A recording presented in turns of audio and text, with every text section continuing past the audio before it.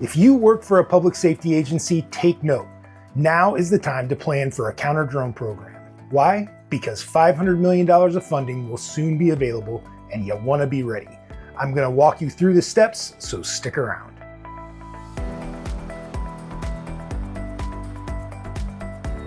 Hey everybody, David Plummer here from Unmanned Vehicle Technologies. Thank you so much for stopping by. On July 6, 2026, the Department of Justice and Department of Homeland Security released the interim final rule implementing the Safer Skies Act. For the first time, qualifying state, local, tribal, and territorial law enforcement and correctional agencies have a clear federal framework for conducting counter-drone operations. And this is a major shift. Public safety agencies have been dealing with unauthorized drones for years. During the FIFA World Cup 2026 operations in Kansas City, UVT coordinated a counter-UAS program, giving law enforcement the information they needed to investigate incidents and respond appropriately. Now, public safety organizations across the country have a legal pathway to move beyond simply observing drone activity. The new rule authorizes qualifying agencies to detect, identify, track, warn operators, confiscate drones after landing, and for agencies that complete additional certification, even mitigate credible drone threats. So what should you do to get started?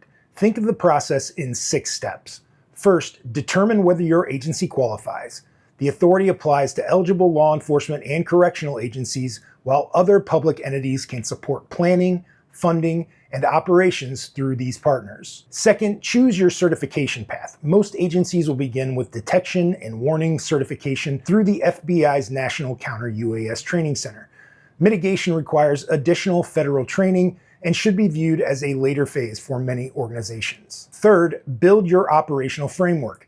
This isn't just buying equipment. Agencies need policies, operational plans, legal review, designated approving officials, coordination with federal partners, and reporting procedures before deployment. Fourth, start with the threat, not the technology. Every agency has different risks. A correctional facility, a police department protecting public events, and a critical infrastructure operator all require different solutions. A threat and risk assessment should drive every technological decision. And that's something unique that UVT offers. Not only do we have the expertise to conduct a threat and risk assessment, but we've also got the experience to back it up. Fifth, understand the authorized technology requirements. Agencies operating under the rule must use systems appearing on the federal authorized systems list. Simply recognizing a manufacturer's name isn't enough.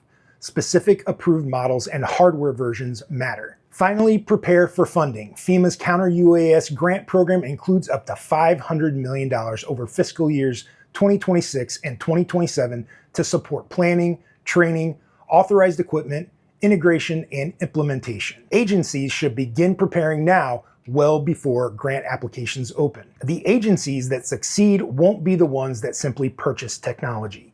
They'll be the ones that build sustainable programs with the right policies, training, operational workflows, and long-term support. The Safer Skies Act creates an unprecedented opportunity for public safety agencies. The time to prepare is now. At UVT, we help agencies just like yours through every stage of the process, from threat assessments and funding preparations to system integration, training, and ongoing program support. So if you want more information, make sure you reach out to UVT. Thank you for watching.